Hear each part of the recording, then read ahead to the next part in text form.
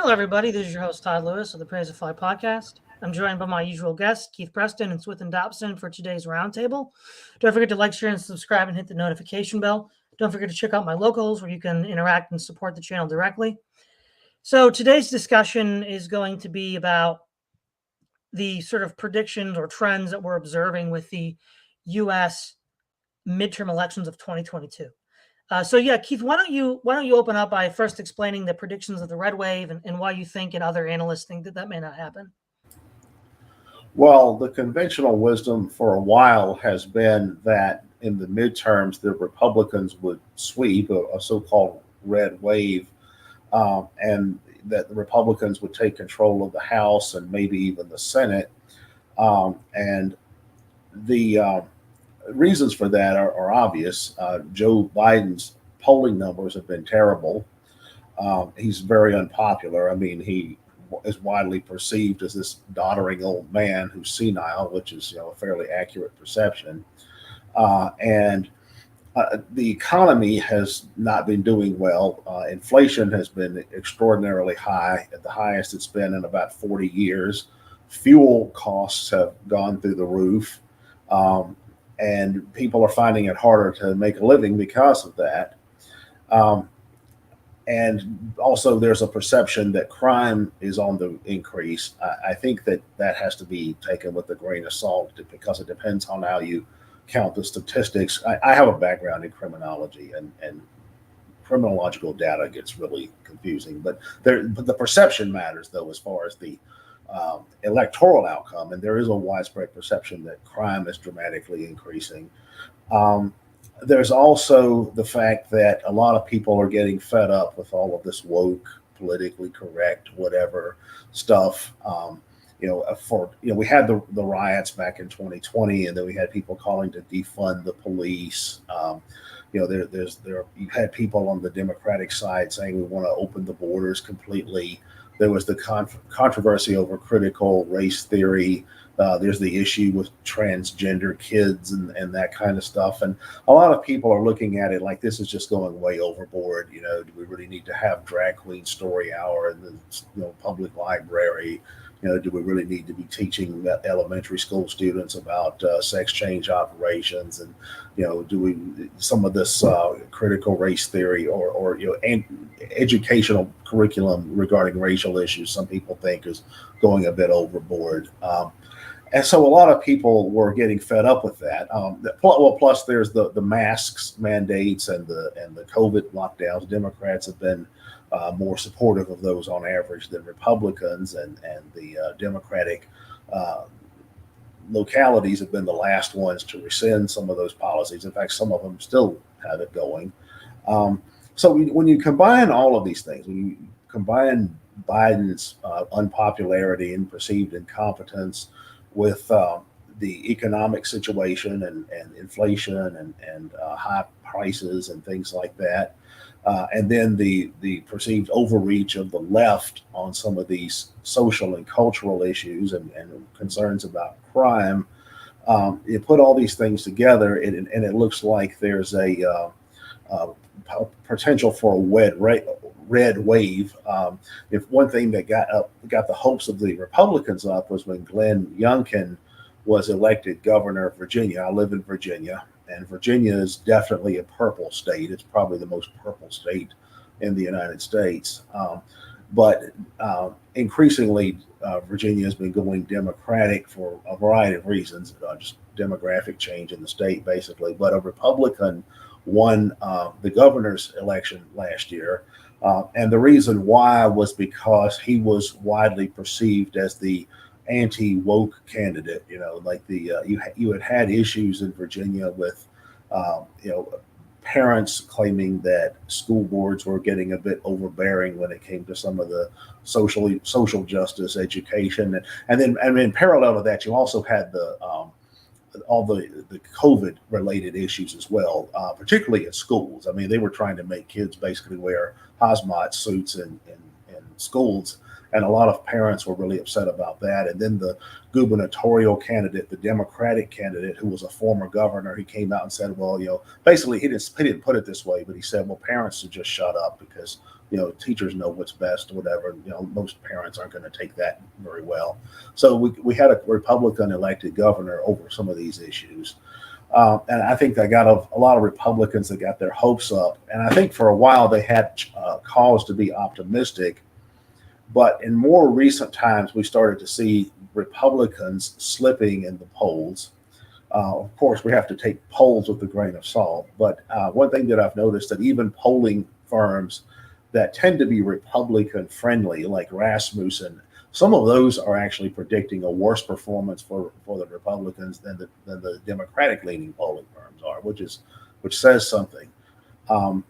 And I think that what has happened, to really get to the gist of it, I think that the Republicans were a bit overconfident about how well they were going to do this time, and I think they may have overplayed their hand in some ways.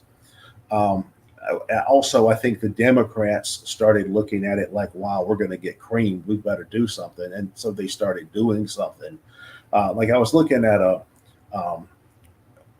report the other day about some of the things that have been done, by the Biden administration or by the Democratic Congress in recent times. And, there's the Inflation Reduction Act, there's the CHIPS Act, the PAC Act, the bipartisan gun law that they killed that Al Qaeda leader guy. Gas prices have actually started to decline now. They're not back to where they were, but they started to decline. There's been a reduction in unemployment. There's the Ukraine issue. There's the NATO expansion. Whatever you think of that, Biden is seen as being a stronger leader because of it. There's the infrastructure law. There's a lot of things like that the Democrats have put through that make it look like they can actually get something done. I think that's one thing that appeals to a lot of people. A lot of people don't like to just see total incompetence and leaders that can't do anything at all. If they look like they're doing something, it helps the leader's image. Also, I think that Republicans may have overreached in other ways. And the critical thing there is the Dobbs decision. When the Dobbs decision was handed down, the effect of that, of course, is that it overturns Roe v. Wade. It allows states to have their own abortion policies, basically.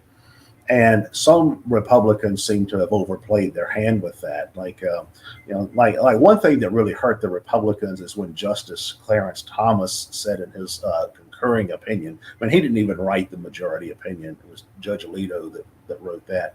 But Justice Clarence Thomas wrote, well, maybe we ought to go back and look at some of these older decisions about birth control, about gay marriage and things like that. Now, that doesn't necessarily mean he wants to say ban birth control. He's looking at it from a lawyer's perspective. He's looking at it like, well, this is kind of shaky legal reasoning here. It's like, we don't know if this can really stand and really be on solid legal ground. So, but a lot of people look at it took that to mean, okay, Republicans now want to not only ban abortion, they want to ban birth control, they want to rescind gay marriage.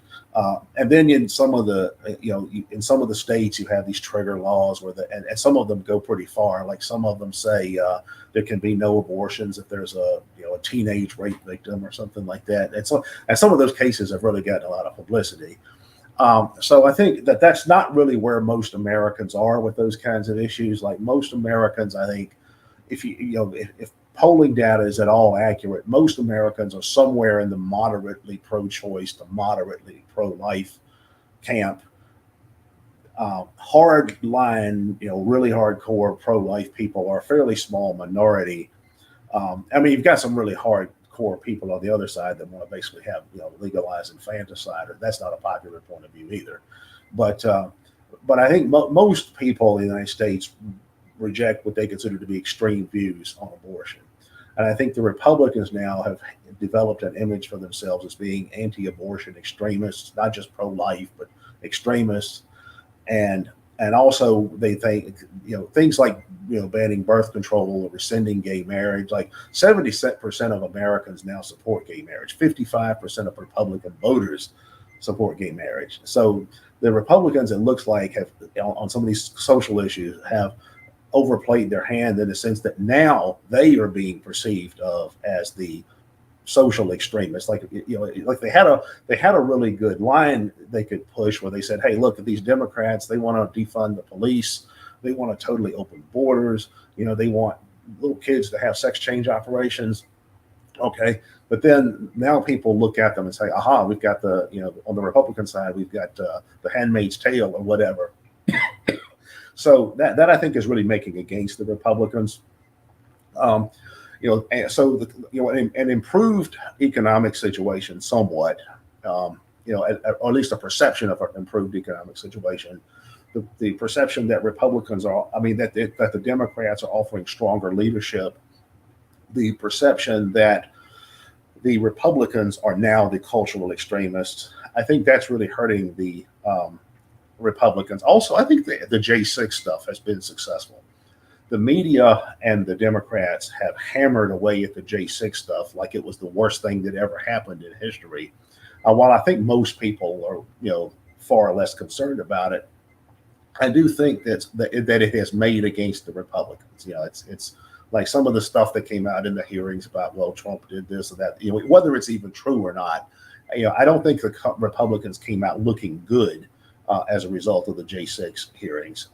Although the Democrats may now have overplayed their hand with the FBI raid. I think some people are looking at it like maybe that's a little too far.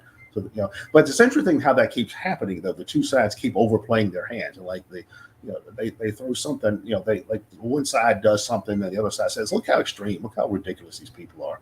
And then they do something that's perceived to be as bad or worse, and it keeps going back and forth. So, but where things stand right now, I think that it's the Republicans are gaining. I mean, the Democrats are gaining, Republicans are losing in terms of poll numbers and public sympathy. Of course, anything can happen between now and November, so who knows? Right. So, sort of what I would say on this is I've been more interested in foreign affairs at this point, but looking at the midterm stuff from all these different sides, I think again, I'm really skeptical of polls at this point. I mean, 2016 was just so wildly off, so bad that it just boggles the mind how bad 2016 polling was. I followed Real Clear Politics, which was sort of an aggregation of all the other polling. So you were trying to filter out the bias of being pro-Republican, pro-Democrat. And it was still like massively in the lead for Hillary, like 90-10. And then Trump wins by a sizable majority. So, that right there is just sus. The other thing too is during an election cycle, midterm or presidential, there's always these cycles of up and down, because you kind of get like this because we have the 24/7 news cycle, you always have to be commenting about something in the news. And so it creates the need to have a constant framing war where it's my narrative on the news versus your narrative on the news. And so when you have that, it forces you to look at these small fluctuations as if they're really big because you need to get people to tune in. Whereas, and in the real electoral sense, it may not be that big at all. It may maybe be like, whatever. But one of the interesting things is a friend of mine and a infrequent guest on the channel, Logos, has mentioned a few points. He thinks that with the gas prices going down, at least for the last 70 days, however we want to explain that. From my understanding, I think Biden tapped in strategic oil reserve to do that. The idea is that gas and then by extension commodity prices, because that transportation costs factor into that, are going down. And that's going to create a perception that government spending isn't really driving all this up, because as far as we know, government spending hasn't gone down, but it's perceived by the consumer base, the voting base, that gas prices and commodity prices have gone down, which means that the sort of like Republican narrative of government spending isn't true, or at least it's perceived not to be true because of this. Now, the other aspect too here is that if we look at, he also agrees with you, Keith, on the Dobbs case issue that creates a single issue voter that didn't really exist before, and so that could also tip it one way or the other. But then the question is, since this is midterms, certain states are already going to be pro-choice and certain states are already going to be pro-life. It's going to, of course, solidify those states that are already that way, but I don't know to what extent it's really going to change how each states are going to vote, or the voter electorates within those states, because it's just going to solidify the positions that were already there. So there's that possibility. And then he also talks about the debt forgiveness of Biden, and he sort of views this as an attempt to avoid a second rent crisis, because a lot of these professionals, quote unquote professionals, living in the cities with all these degrees, they're hemorrhaging money with, because, well, actually they're not paying for that immediately because there's been a freeze on student loans, is a subsidy to the landlords, basically, so that they can keep charging their rents in the cities. He thinks that ultimately none of this is going to really matter because the H-1B visa crisis just keeps on flooding people into the cities, aggravating all of these other conditions, like, increasing demand for property, and rent just goes up because supply goes up, but the demand goes up and not the supply, because it's fixed. It's just property, it's real estate. You can only pack so many people into a place. And he thinks that this is an attempt by the Dems to try to keep the cities from like disintegrating, but there's so many entanglements that they have that it's unlikely that they'll be able to really fix all of the problems. And he also thinks that dealing with the student debt crisis is 5 to 10 years too late. So it's sort of like a last gasp or last ditch rearguard effort in order to try to stabilize the cities, because in many regards that's the power base for the Democrats. And as you mentioned many times, Keith, that's where the Brahmin class that the Democrats represent. That's where they live. They live in the cities, and this is sort of an attempt to try to stabilize it. But I think also, as far as all of this, one of the things that hurt the Dems and fed into the red wave was the idea of Biden blaming Putin for the gas prices, because a lot of people in America remember the closing of the Keystone Pipeline. I think Biden made that one statement on one of his campaign stops that there's no future for, was it coal or natural gas in my administration. And so a lot of people were like, well, that's going to lose our jobs. That's going to make America energy insecure. And I think a lot of people still think like that. And the other thing, too, is since 2016, since 2017, with the widespread censorship and deplatforming online, there's a lot of other voices that we just don't hear.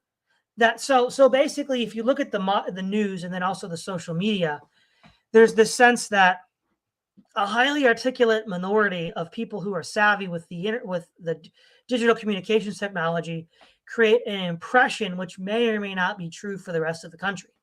And I think what we might see is a bit of the tail wagging the dog. It's like, oh yeah, because I remember hearing this from people way back in 2006 when I was in college.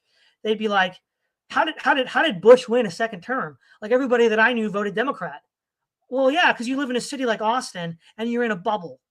And I think what we run the risk of is that the news outlets that have all been consolidated since Bill Clinton's deregulation of the U.S. economy, as well as the consolidation of big tech with things like Google and Facebook, we run that risk. It's like, well, are they all just sort of saying what they're supposed to say? No, I'm not therefore saying that there won't be a ripples and delays to the red wave. I mean, again, I think this midterm election is not so much for either the Democrats or the Republicans to win. It's for somebody to lose. Who's gonna out fumble the ball? Really, it's not really, because nobody's running a real like A team that can just kill it and just sweep the opposition. So it's more like who's gonna fumble the ball the worst. The other thing too is there was Zuckerberg's appearance on Joe Rogan, where he was sort of bragging that he colluded with the FBI to shut down the investigation of the Hunter Biden laptop during the 2020 elections. To what extent that is going to galvanize centrists and people on the right, it's an open question, right? It's just been broken, so who knows what that can mean. You already mentioned the FBI raid on Mar-a-Lago, which again is unprecedented. The FBI has never raided an ex-president ever. So that's going to, again, the precedent is huge, and it depends on how people read that as well, what they're going to do in this election. And I think what we've already seen in the Dobbs decision is one example of this. And I think it was a few months ago. Yeah, it was right before the Dobbs decision. We had a roundtable discussion where we talked about Well, what would happen in either case? Like if it gets if Roe gets overturned or if Roe is maintained, and we made some predictions, and one of the predictions that I made was if Roe was overturned, it would lead to a solidifying of divisions between the states, and a lot of people from blue states that moved to like Texas in order to escape crime and energy crisis in California are going to probably want to move back because they're not going to like the fact that Texas is going to have a hard line on abortion. And what that'll do is it'll just solidify states as being red or blue, and I think we'll see less purple states because the dividing lines are going to be more stark. And then depending on how that works out, and I think the other issue is, well, this is about the midterm election. I think a lot of Biden's perceived success or failure is also going to be on his foreign policy. People haven't forgot how badly he botched up the withdrawal from Afghanistan. The mainstream media doesn't report on it anymore for obvious reasons, but people remember. And we'll see what that does at the polls. And we'll also see what other political or international events happen and how Biden handles them. I mean, for example, a lot of people. So, like for example, India's English news channel WION seems to think that the Biden administration made a big mistake by sending Pelosi to Taiwan. They interviewed a former Australian prime minister saying, yeah, that was a really bad move. Threatening the One China agreement in the UN and US treaty with China is going to only provoke conflict. Now, he's going to argue whether intended or not. I think that there are pressures from the military-industrial complex and other quarters to provoke China. But how that gets handled, I think, is also going to be interesting. And, of course, what I think is another tie-in is the energy crisis that Europe is going through, which, so the midterms are in November, so we could begin to see Europe have serious problems and how Biden responds to that. So again, we have I think 2 months to really watch. And so what I would just say at this point is it's for somebody to lose, not to win per se. And these little ticks up and down leading up to November, I think, and part of it is they're seen as extremely important because we have a 24/7 news cycle where we have to talk about these things in order to keep people watching. Swithun. I would agree with you, Todd, that I am dubious of polling in general. Polling seems to me to be more about influencing public opinion rather than actually canvassing what actually exists. So even though Biden seems to be doing relatively better, I think that's unclear. I would also agree that a lot of things the media think is important probably isn't. 24-hour, I was thinking about this recently. 24-hour news is just an absolute sort of plague. I mean, it's just an excuse to try and just find something to report on because we have to have news, because we've got to be able to report on something. I mean, in general, the news would be better if it was weekly. I mean, you might actually have something to report of actual interest, as opposed to just sort of dragging things up constantly and finding things what to do. I thought it was an interesting comment you were saying about how, because of basically online censorship, you don't hear from as sizable groups these days. And I think that's true. None of the major social media platforms, well, I say that, I basically mean Twitter and Facebook, because I'm old and so I don't use or know very much about the others, is that in the circles I move in, everything has moved. Well, not everything, but most of the stuff has moved to things like Telegram and Signal groups. And I can't think that would be alone. I mean, that especially took place after January 6th, when Facebook went deplatforming everybody and everyone just left. That was one of the big that was the exodus from Facebook and various things. So you are getting a very, I would say that you had a better idea of what people actually thought prior to 2016 than you do now, just because you can't actually, knowing who they are and what they say is just not really easily accessible by many people. All that said, are the Republicans going to do as well as they were anticipated? Well, I suppose that depends on how well you thought they would have done to begin with. And so, so really, have the Republicans done as best as they could do? Probably not. It seems to me for a lot of the candidates they have aren't really particularly great. For instance, I was thinking about Dr. Oz in Pennsylvania seems particularly stupid in focusing on the price of, what was it? Oh yes, vegetable plates in restaurants, and how he doesn't live in Pennsylvania and basically just goes, nah. It's like that's just stupid. I mean, that's just genuinely stupid sort of electionship. So I think that's some plays a part. I do think potentially seen as an extremist party on abortion is potentially true. Uh, um, but as again, that depends where you are, and the solidification of red and blue states makes sense. I do think under the younger demographic, the debt forgiveness thing with the student loans will do quite well. That said, would they ever a Democrat anyway? Probably. Well, vast majority of them probably would. If they're liberal arts majors, that's what I would have anticipated. Whilst although I do think that Logos's idea that this is the way of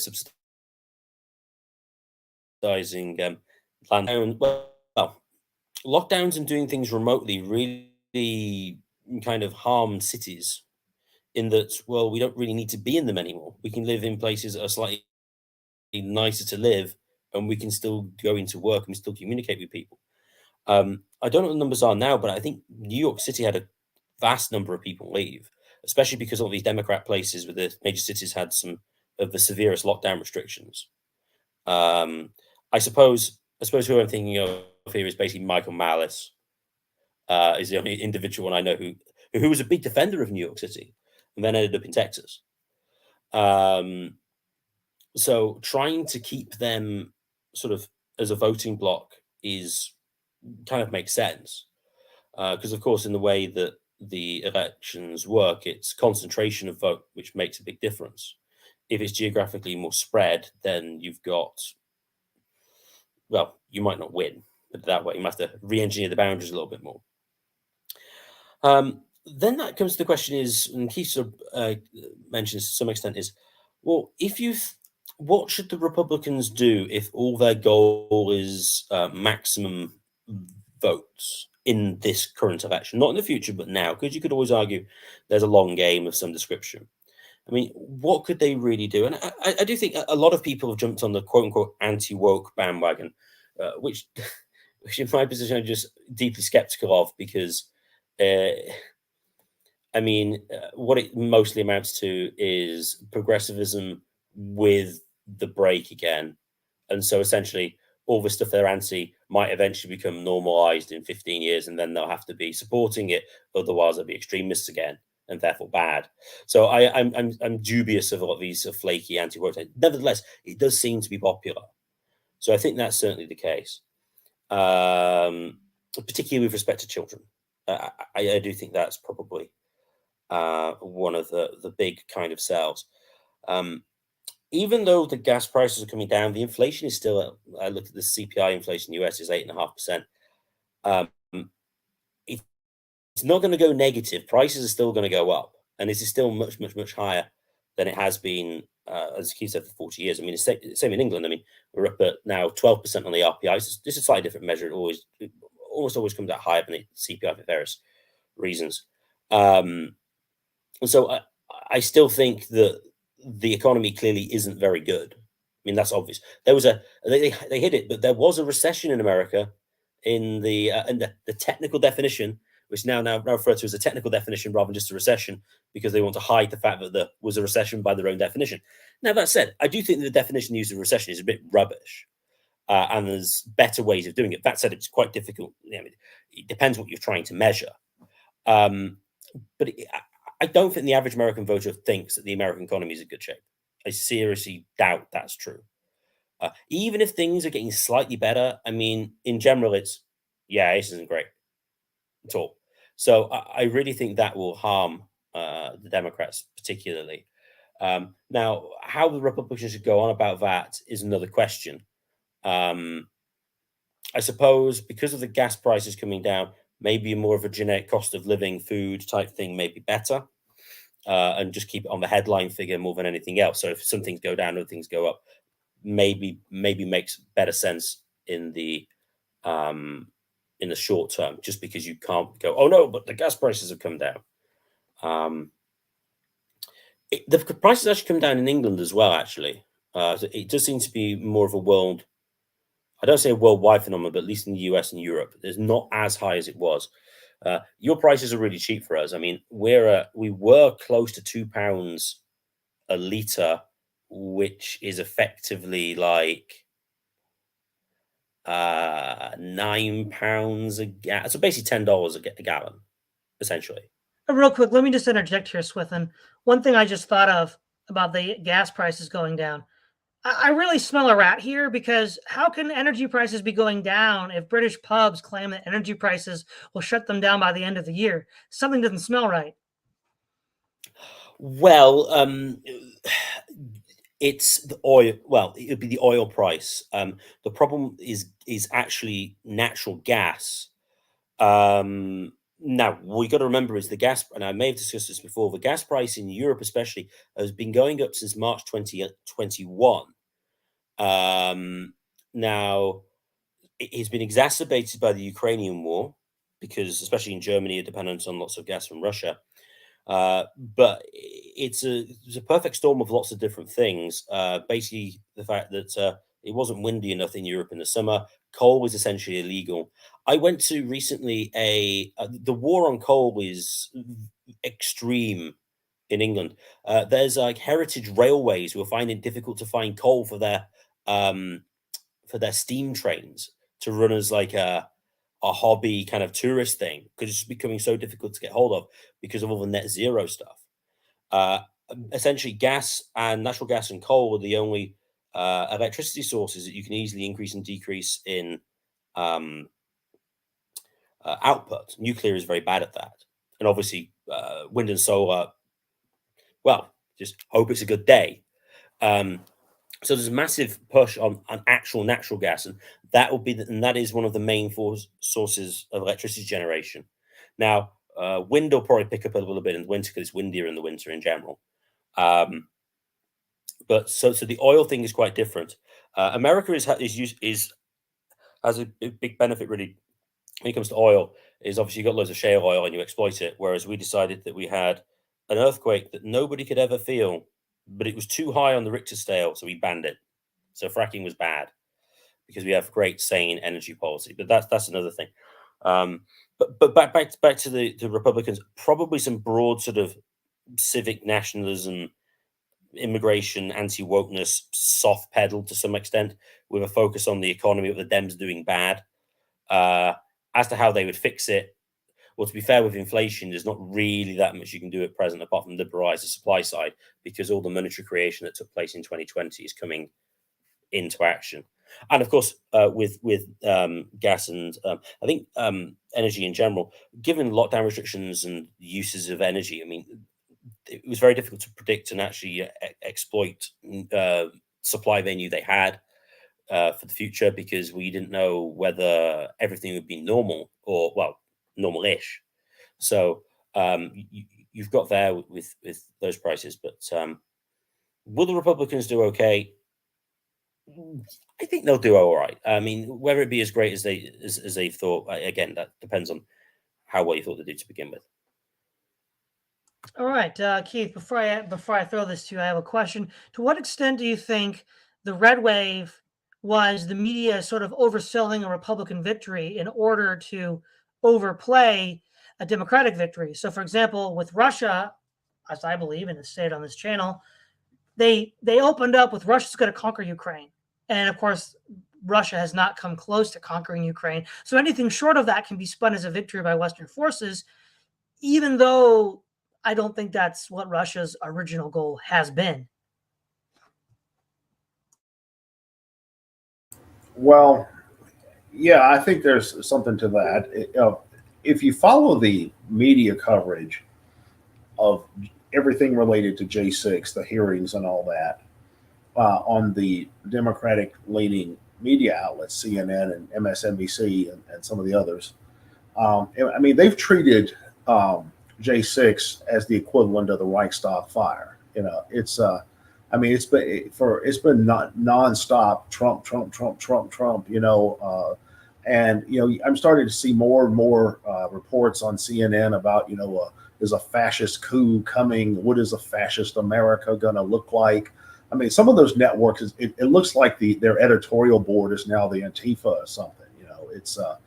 And I do think that they've really hyped this idea. Like the Democrats, their basic line for quite a while has been what I call the new popular front. That is, we've got to have the united front against Trump's fascism. And I think that does have the effect of, on one hand, I think it's been partially successful. But on the other hand, I think a lot of people just get tired of it too and say, "You look, enough of this." I mean that many. I don't know that many normal people who care that much about J6. Whatever their opinion, it just doesn't affect their life any. It's just like, yeah, that was that time that guy with the horns on his head, was running around through the Capitol or something. It's just not important to normal people or ordinary people, and not in any big way. And I think that on one hand, I think it's worked, but on one hand, I think they may have overplayed their hand with that. But I do think that on the other side of the spectrum, what I'm interested in is how did the Republicans lose their advantage? If indeed they've lost their advantage. To me, that's the big thing.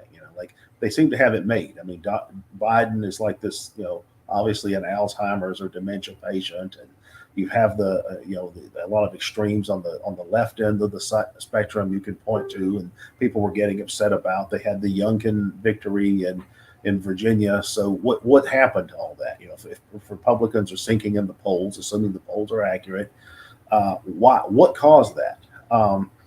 And I think that if I had to pick one thing alone and blame that, it would be things related to the Dobbs decision.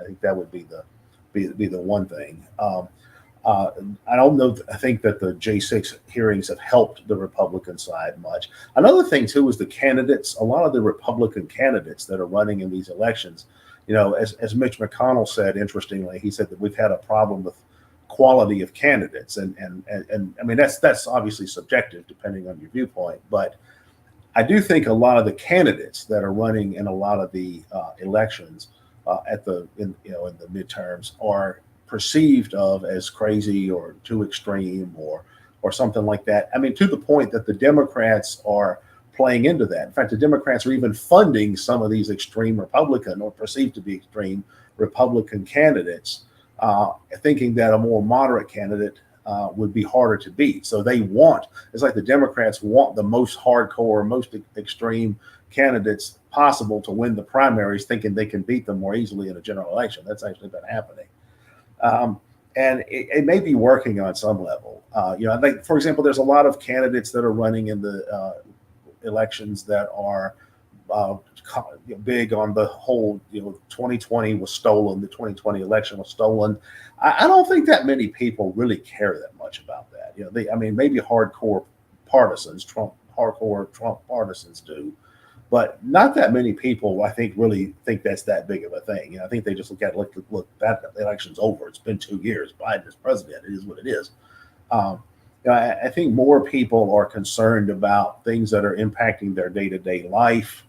One thing, too, that I think was interesting is the abortion referendum that happened in Kansas, because the pro-choice side actually won that, and it was a popular vote. It wasn't a legislative vote, and it was in a state that's thought of as a red state, which is Kansas, and thought to be a fairly deep red state. And that, I think, indicates something that I've seen in other research lately, and that I think some people on the conservative side underestimate how much of a cultural leftward drift there has been in recent years. Like I saw a poll the other day. I just brought that up, and again, I agree with what Dobbs, with what Swithun said about polls, because we do have to take them with a grain of salt. But the polling question was, if you have changed your mind on an issue did you become more liberal or conservative on that issue? And more people became liberals rather than conservatives on gay marriage, abortion, the death penalty, drug policy, health care, and climate change, and usually by very large margins. And the only thing where people became more conservative was on free speech by 1 point. And that's kind of a loaded question, because there's the question of what is a conservative or liberal viewpoint on free speech. And free speech is thought of as a liberal point of view, but nowadays with things like cancel culture and woke and politically correctness and all that kind of stuff, you could think of free speech as a conservative value. So, but the opinions tend to be kind of split down the middle on that. But there has been a strong, I think, leftward drift on a lot of cultural issues, including a lot of places you wouldn't have thought so in previous times. Like I said, 70% of the public supports gay marriage now. A majority of Republican voters support gay marriage. A third of Trump voters in 2020 were pro-choice. So if the Republicans are perceived of as far-right extremists by lots of people, that's all it takes. And because to win elections, particularly in the midterms, I mean, the national elections are a little different because you've got the electoral college and all that stuff. But to win elections in the midterms, you're going to get your base regardless. I mean, there's a lot of people that are going to vote for Republicans and Democrats because that's their party and that's what they do. But of course, you've got to motivate them to come out and vote in the first place. But generally speaking, you're going to win your base. So, but you've got to think about other voters. You've got to think about moderates, independents, moderately Democratic leaning, moderately Republican leaning, libertarians, swing voters. Plus there's a whole lot of people that when they vote for all kinds of reasons. Their opinions are all over the place in terms of issues. They don't follow a straight down the line ideological framework or partisan framework. And then there are people that vote based on how well they think the economy's doing, whether they like the president, think he's a nice guy or not, how well they think their own personal life is doing, whether it has anything to do with policies or not. There are people who vote based on the physical appearance of the candidate. There are people who vote based on how articulate a candidate is, irrespective of what they say. I had a grandmother who voted for whoever was best looking. That was her thing. There are all kinds of reasons why people vote. So image is everything. And the Republicans had it made by being able to portray Biden as an incompetent moron, who's ruining the economy, and his supporters as far left extremists who are causing crime and illegal immigration and want your kids to have sex change operations and that kind of thing. And now they've kind of lost their ability to do that, I think, in some ways. I think that between the J6 thing and then the fact that the other side has hammered away with that so heavily, between the fallout from Dobbs, I think they've lost some of their edge there, combined with the fact that some economic numbers are slightly improving. For example, inflation is going down, I think, in part because interest rates are going up. That's just how the Fed works. Inflation gets too high, they start raising interest rates. Then interest rates start falling. Although they've been shrewd, though, the Fed has been shrewd because they haven't raised interest rates so high that a noticeable recession has really started, because that's not a good plan in an election year either. So you've got that going on. And also, I think the Democrats have at least tried to rebuild their image. They've gotten a lot of legislation passed lately that, it at least sounds good, kind of, sort of, it makes it look like they're doing something. And then this student loan forgiveness thing, I think, is really going to be the clincher, because a lot of people are going to look at, hey, man, Joe canceled my student loan. That's so cool. Yeah, exactly. Before I hand it to you, Swithun, I think one thing I want to add here, though, is many of the MAGA candidates are inexperienced or not political insiders, and this kind of goes back to the Tea Party, because there's been a big drive in American politics to have people from the outside, not the insiders, and we've seen this both with the Democrats and the Republicans. A lot of the Bernie Bros that swept in 2016, they were quote unquote political outsiders. And so I think part of this image issue is going to be a lot of these outsiders just don't know the ins and outs of the game because they're not like 15, 20, 30-year political veterans. And I think that's just something that needs to be stated out of the gate. But on to you, Swithun. Keith's comment about the general leftward shift in the culture is interesting. I do think it is generally true. Although I do remember hearing, again, a poll, make of that what you will, that was it the Gen Zers were less supporters of LGBT rights than older demographic groups. Interpretation there probably being that those are the ones who had it pushed more in their faces. And so, like, screw you, I'm fed up with Pride Day every day. Leave me alone. So I think there is that angle there. I would also say as well, if it is the case that Republicans can get in and can change some laws, that potentially could change the culture. Now, generally the view is that politics is downstream of culture, and I would generally agree with that. Although there was an interesting discussion with Academic Agent was talking to Joseph Cotter, who is, and if anyone knows Joseph Cotter, he's been particularly he particularly dislikes who he considers Christian fundamentalists because they're derailing the Republican Party of being sensible and stopping the Democrats. But on that, interesting, Academic Agent made reference to a book called, and I'll just find it, The Age of Entitlement by Christopher Caldwell. And he cites in there that the support of integration between blacks and whites significantly increased following the Civil Rights Act. And you can see the trends that actually the change in the people see that. So he argues that the change in the law got people to change their view as to what they thought was correct or not. So with respect to, gay marriage, it's like somehow some immutable change that the Republicans couldn't in principle alter, I think is false. That said, it probably in practice is false because when it comes to integration and civil rights, there were significant moneyed interests behind it to support it, which at present doesn't seem to exist for any sort of, how should you refer to it, as traditional, more traditional moral positions or sort of counter-revolutionary positions. But I do think it's naive to think that somehow you all you can do is canvass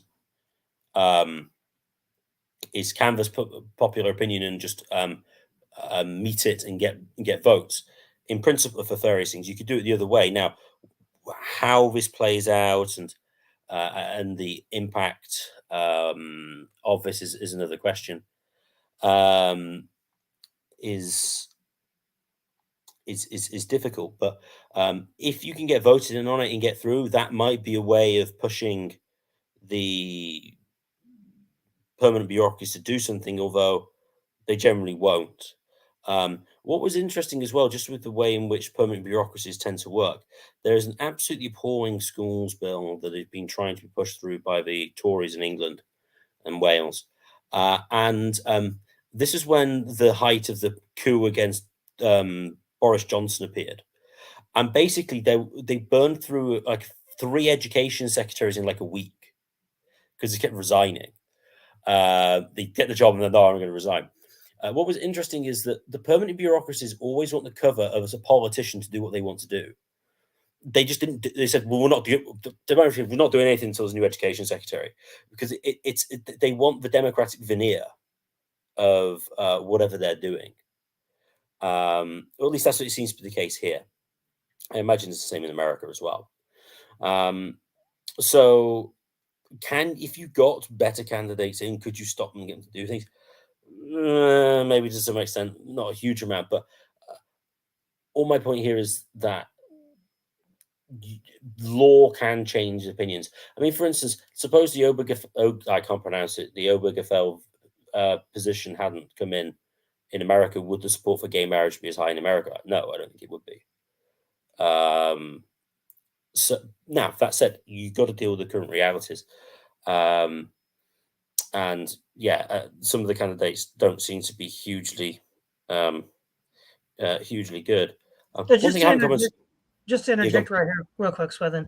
I think I agree with your general assessment, and if I understand what you're saying is that these values are a lot more plastic than people like to admit. Oh yeah, exactly. The idea that no, the holding these positions these are currently extreme. Well, so what? I mean, they might not always be extreme, and by the law, you do seem to change things. That I think is to some extent true. There again, I do think the media plays a big part in this, and also it is certainly true that Hollywood, Netflix, etc., have taken a massive, sharp leftward turn in the way they produce stuff these days. I mean, the left used to at least have some artistic integrity. They seem to have absolutely none. They are worse than the Christian evangelicals who they say, "Oh no, that's not art, that's propaganda." It's like, yeah, you're doing that now. I mean, there is just effectively no holding back in what they've done since 2016. Maybe slightly earlier, but certainly from 2016 onwards. So I say how that shakes out, I don't know, but I think we need to recognize them more plastic than they may first appear. Yeah, I mean, I totally agree. I actually think almost all social changes in America since 1945 are the result of court cases. So I think a lot of this is really just downstream of the Supreme Court, which that was what was predicted by the anti-federalists way back in the 1780s. They're like, yeah, the Supreme Court can be this unaccountable autocracy which just hands down laws from on high. So I think that's true. So, but here's the difference, though, right? One can say that the social changes that have occurred since 1945 have been in alignment with basic business or moneyed interests. Is that necessarily the case now? And I think it is, but it's not because the moneyed interests are conservative. It's this is a complicated concept that I'm going to distill into my final statement as succinctly as possible. We're entering into a capital scarce future because of a lot of reasons, one of which is unfavorable ERO, energy returns on energy investments for resources like oil, natural gas, and coal, and also capital scarcity due to the mismanagement of capital, so infrastructure being allowed to disintegrate, a lot of capital being destroyed in these very, suspicious market exchange activities like, derivatives and all these, liquidity traps and, going back to the 2008 housing crisis. And so basically the sort of underlying infrastructure of energy availability and certain technical infrastructure being available that allows all of these social changes to be maintained are going to be cannibalized in order to create more room for the ever-increasing scarcity of energy and capital goods to be funneled to the state and the key sectors of the economy that keep everything going. So they'll just be slated for the chopping block because they're considered expendable in the name of preserving national power. So final thoughts, Keith?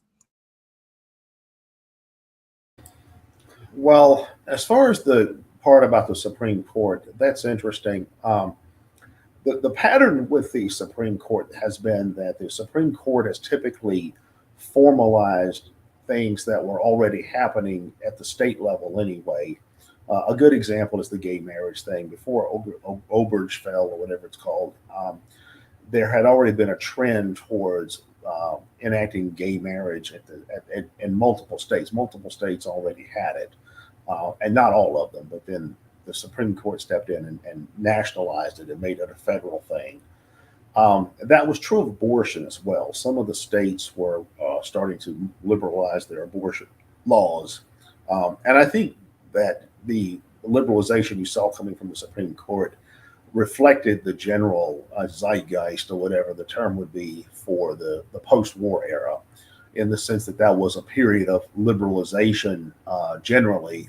You started with the civil rights movement, and then you had the anti-war stuff and all the stuff that came out of the 60s.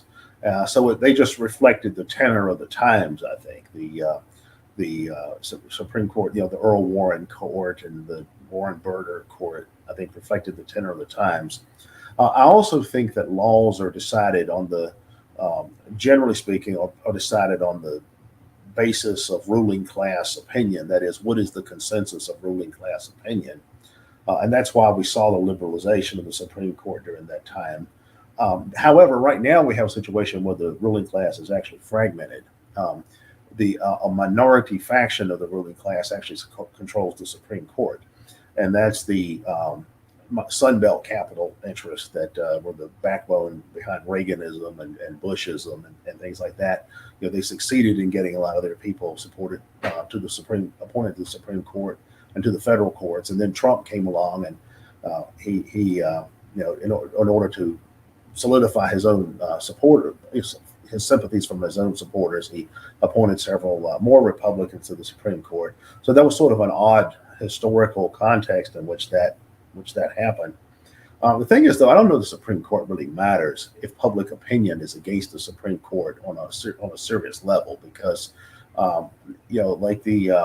okay, so the Supreme Court overturned Roe v. Wade. Well, you can still enact pro-choice laws at the state level if you want.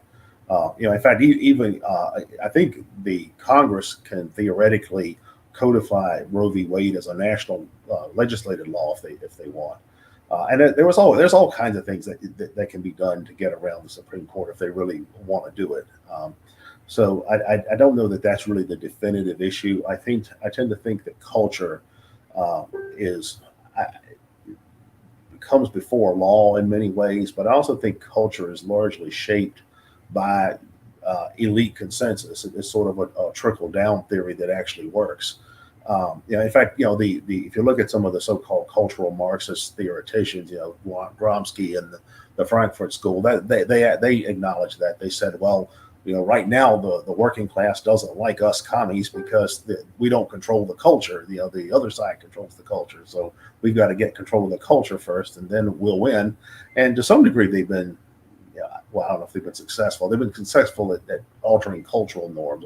As far as other things, maybe not. But so I think that's where that stands. But right now with the midterms coming up, I do think that the Republicans may have overplayed their hand with the abortion thing, and I think that's probably the main thing that's working against them.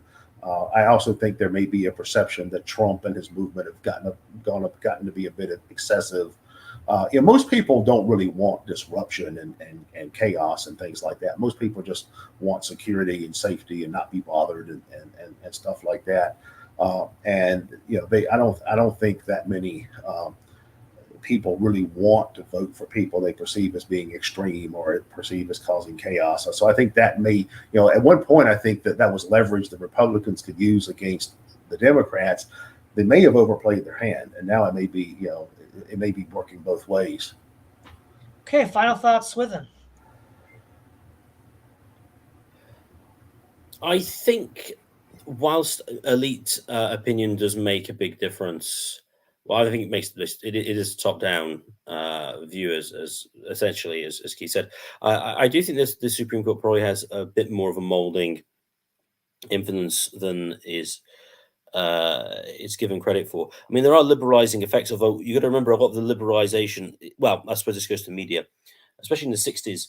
A lot of the stuff they're focusing on how liberal the 90s swinging 60s were. It was like a square mile in like Notting Hill where all the swinging 60s was taking place. But then the whole media made it sound like it was the entirety of London. This is according to a documentary, I Hate the 1960s, I believe it's called. Again, media perception, I think, tying in with law. And I mean, the media these days are how to read influences of decisions from like before the 20th century, before mass media, maybe the mid to late 19th, is very different because they have such a huge influence. That said, I mean, even obviously the Republicans possibly overplayed their hand. Yeah, maybe. I still think they'll do relatively well. How well is another question. Maybe it's just another way of getting everyone to talk about the news again and elections when they otherwise wouldn't, to get clicks and revenue for the mainstream media. Who knows? All right. Thank you, Keith Preston. Thank you, Swithun Dobson. This is Todd Lewis of the Brazen Valley Podcast, signing off.